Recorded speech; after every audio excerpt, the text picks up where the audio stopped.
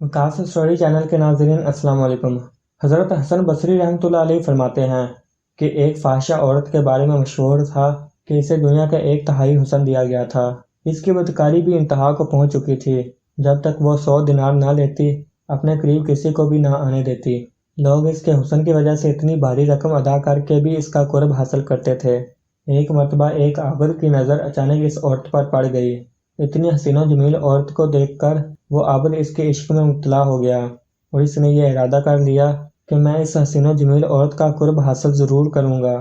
لیکن جب اسے معلوم ہوا کہ 100 دینار دیے بغیر میری یہ حسرت پوری نہیں ہو سکتی، تو اس نے مطلوبہ رقم حاصل کرنے کے لیے دن رات محنت مزدوری کرنا شروع کر دی۔ کافی جدوجہد کے بعد جب 100 دینار جمع ہو گئے تو وہ اس بدکار عورت کے پاس جا پہنچا اور کہنے لگا، اے حسن و جمال کی ملکہ، میں نے محنت مزدوری کر کے 100 دینار جمع کر لیے ہیں اور وہ لے کر تیرے پاس آ گیا ہوں۔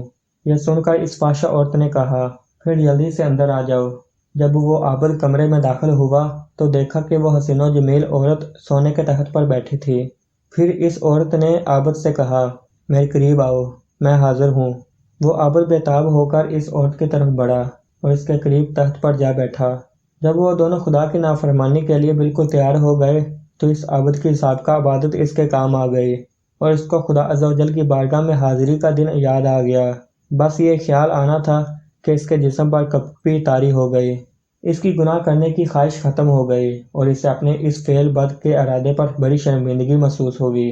اس نے عورت سے کہا، مجھے جانے دو اور یہ 100 دینار بھی تم رکھ لو، لیکن میں یہ گناہ نہیں کروں گا۔ عورت نے حیران ہو کر پوچھا، آخر تمہیں کیا ہوا؟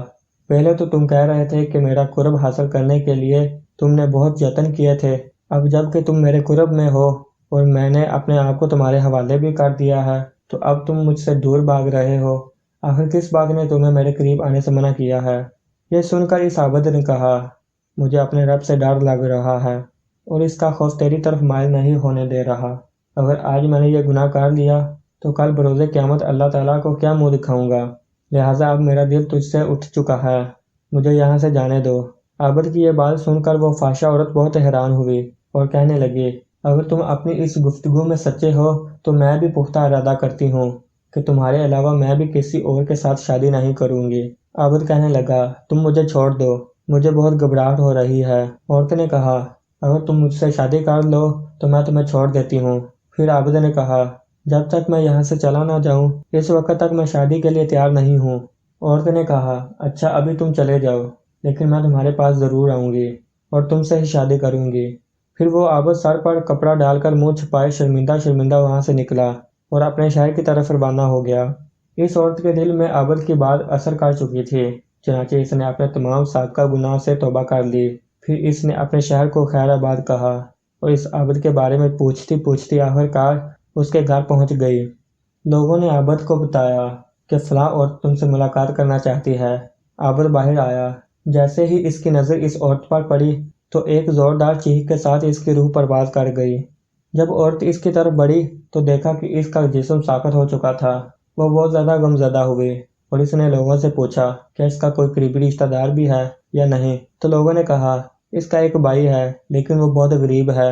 یہ سن کر اس عورت نے کہا، میں تو اس نیک عابد سے شادی کرنا چاہتی تھی، لیکن یہ تو دنیا سے رخصت ہو گیا ہے، اب میں اس کی محبت میں اس کے بھائی سے شادی کروں گی۔ چنانچہ اس عورت اور عابد کے بھائی کی شادی ہو گئی۔ رب تعالیٰ نے انہیں نیک اولاد عطا فرمائی اور ان کے ہاں 7 بیٹے پیدا ہوئے جو سب کے سب اپنے زمانے کے مشہور ولی بنے۔